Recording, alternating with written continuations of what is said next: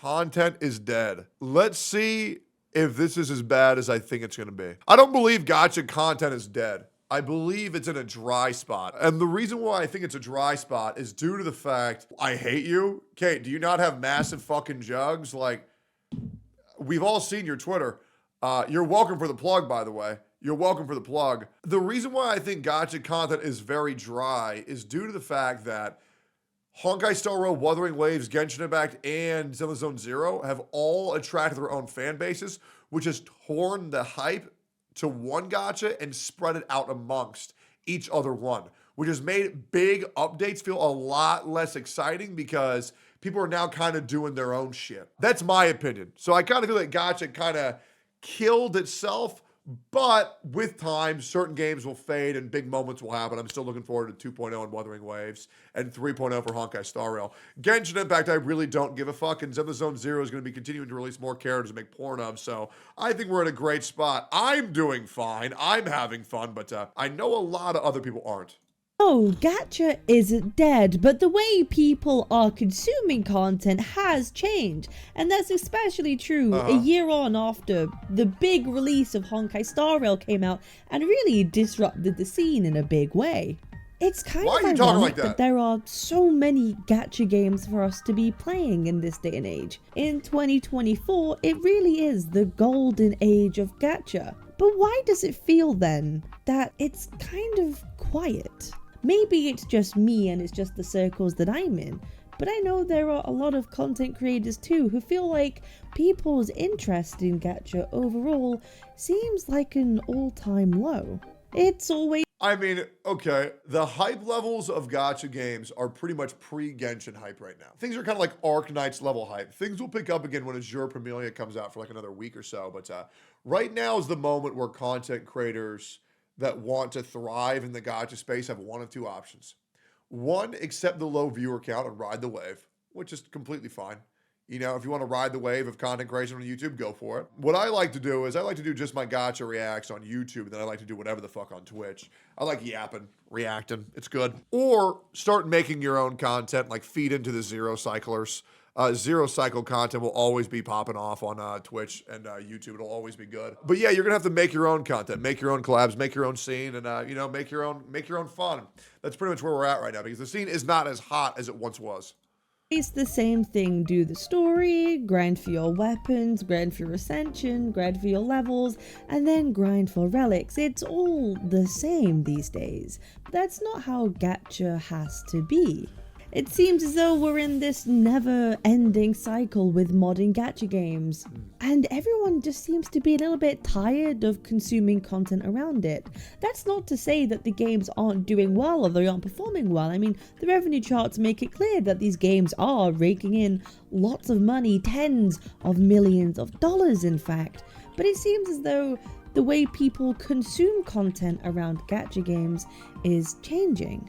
I think we can agree, especially towards the beginning of the year, the community was more interested in drama than actually playing content about the game. Absolutely. It's probably because there isn't actually a whole lot to really talk about when it comes I have a hot take. I don't really think that the community was interested in drama. I think they were interested in me. You want to know why? Because I'm more entertaining than the fucking game. And that's just the truth, to be honest. Yep, my content was just better. I made that shit fun, to be completely honest. I'll be real then, the Tectone Atsu drama was like a fucking movie. And we all know it. That shit was like a fucking movie. No game could have rivaled that. I mean, that was trending globally on Twitter. We all know that shit was awesome. And I was the guy who 1v9'd the entire Genshin community. And then they apologized. They apologized. Imagine that. Comes to gameplay in these newer gacha games. So instead, people gravitated to something more entertaining. And it's not over, by the way. It's not over. Hey, if these people don't admit to what they've done by the end of the year, I'm gonna just say what they did. Which was shit-talking each other. I'll give them another 2 months. It feels like.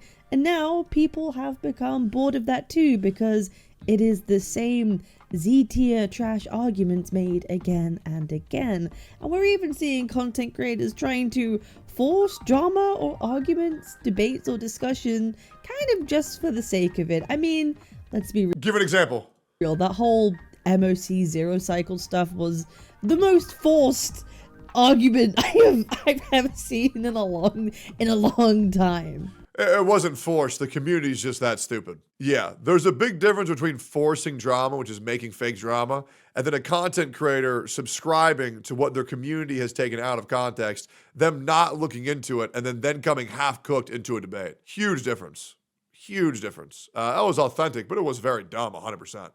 You argued for 3 hours, brother? Well, first of all, it was less than an hour and a half, and it wasn't forced at all. I mean, you have to understand, Kate, when somebody comes at me misrepresenting a point that I did not have, it's infuriating. It's not forced at all. It's fucking irritating. It's troublesome. And I'm sure you would feel the exact same if I said, well, Kate, I don't know, man. I just don't like fucking kids, right? I don't know why you're always talking about it. It's terrible. It's awful. And I don't know why you're constantly talking about it, right? It's like, well, you didn't say that. So it's annoying as shit. That's the worst way to say that. Yeah, I know. I do that intentionally. It's really funny because then they'll realize, oh, that's right. Fake shit is awful to hear. It's terrible. Anyways, let's keep going.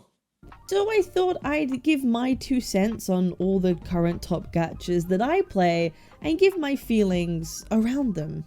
So let's talk about Wuthering Waves first. I know everyone seems to think that I hate this game, but I really don't. You do. I really enjoy the gameplay of Wuthering Waves. It also lights up this like feel-good areas of my brain when I see cool flashy animations and attack patterns. It's a visual eye candy for me. Nah, you were shit talking Shorekeeper. I know you hate her. It feels such a shame, though, that the vast amount of the actual fun content in the game is temporary. Because of this, it creates a sort of content vacuum for the game, especially noticeable in 1.3. I think it's fine, personally. That's how all gacha games are. That's how all of life is. Fun is temporary, misery's forever. We're all gonna die one day, who cares? Regardless what you think about the story, whether it was your favorite ever or you thought it was mid, it feels as though there is a bit of a content drought in the game. Maybe this is just a me issue, but Wuthering Waves has definitely felt a lot slower in terms of progression than other gachas, especially for one that is really technically newly released.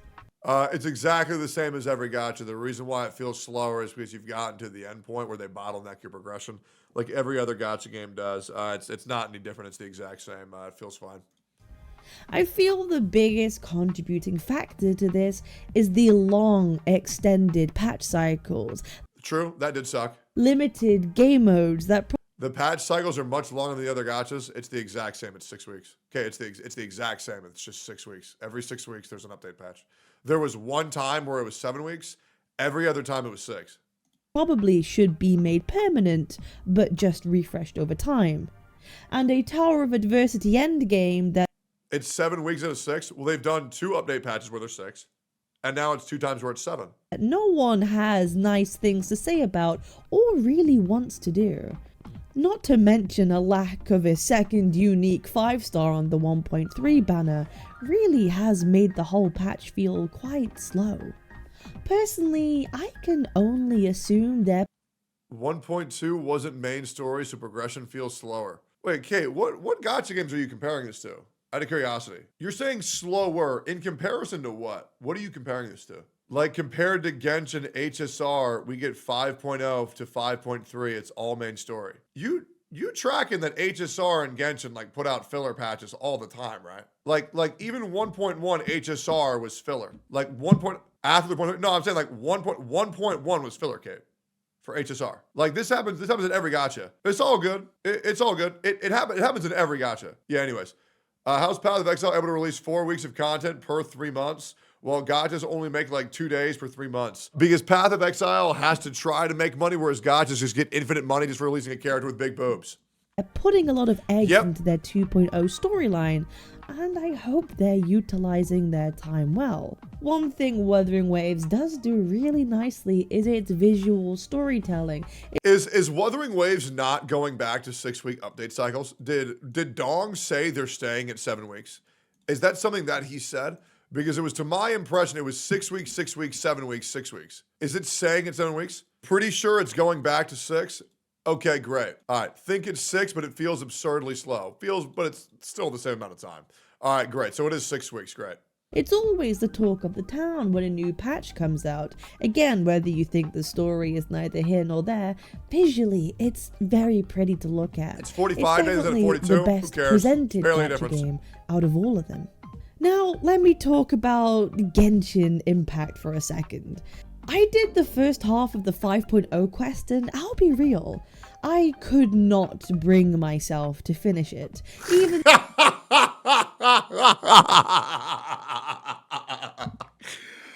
oh, damn, bro. That's because that shit ass.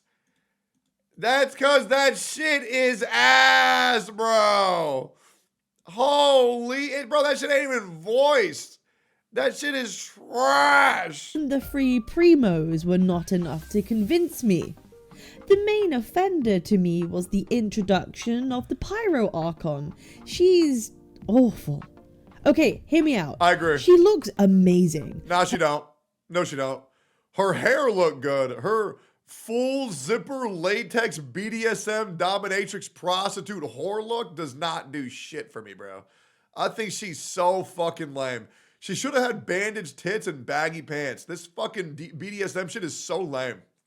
Her character design is badass. No, it's not. But her personality is the most boring, friendly, friendship is magic type of shit. And it lack of character complexity in Genshin Impact? Oh, no way, dude. The only character that would ever be good enough to be a real character in a show is Farina. Farina is the only character in Genshin Impact that has enough complexity to be an anime character. That's it. Everybody else, I mean, they'd make an anime. They'd probably be Black Clover. This is the happy guy. This is the sad guy. This is the serious guy. Oh, like, you know, like Kazuha could pass, and Naruto probably. But like a real standout character, Farina's been the only one. Farina's storytelling was so goddamn good. I loved every second Farina was on the stream. I was locked the fuck in. Raiden Shogun's character sucked ass. Jesus. Anyways. is not what I expected from the Pyro Archon. I expected someone who is a little more high energy, a bit hot-headed. Eula was also pretty good. I mean, this is the Archon that had to deal with war for so long. I expect them to be a little more rough around the edges than, you know, kind of like your typical Zhongli cardboard cutout type of personality that didn't really fit her look, style, or context. I cannot believe Madoka was not a hothead. That's insane. I don't even know anything about the bitch. That is fucking, that is shocking. They didn't make her like a pissed off, angry bitch. That makes no sense.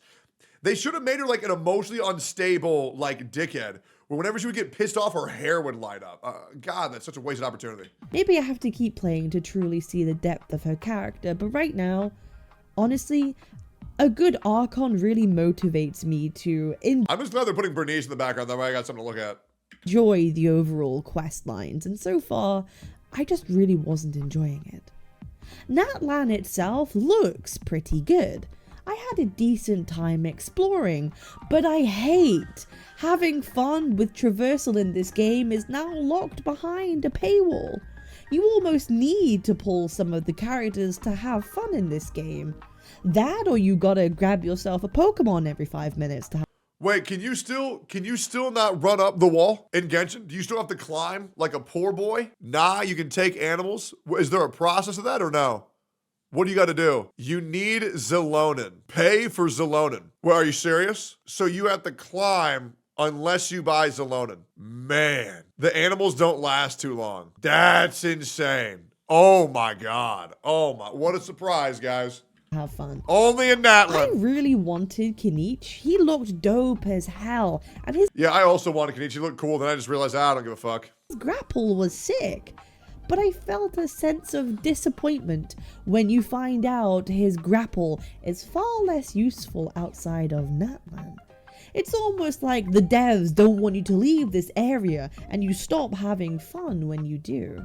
I can't really comment on the end game anymore because I kind of stopped caring. I do Spiral Abyss when I'm desperate for primo grinding, but apart from that, it's kind Dude, of the Bernice's same music as video is the new usual. Subway Don't get me Surfers. started on the new theater mode. It really is. How many cool 5 stars do you have? And that's pretty much it. And I think we're all in agreement of this. Now, let me talk about my favorite man game, Love in Deep Space. I'll be real, you guys know I really like this game. You're a Kuma. I'm invested into the story and the limited 5 stars they pump out. But I'll be real, I've also been having issues here too.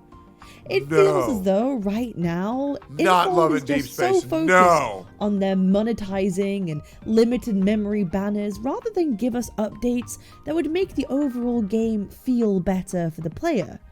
And what do I mean by this? Maybe this is just me, but I am tired of the claw machine and the kiddie card game. I'm so over it. I actively hate doing it right now, to the point I stopped doing it for my weeklies. It would be much better if they introduced new modes, like some of the ones we've had from the recent Yeah, when did she stop talking about this? him.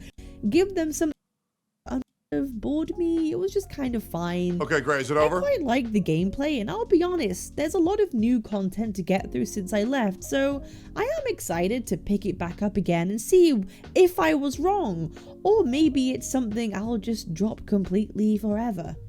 I hear the arcade mode is more fun than the actual game itself these days, and I don't think that's a huge compliment to the game, but I'll have to try it myself to see. You should. Anyways, gacha content's not dead. It's fine. Just on a low period. It'll pick up back up like it always does.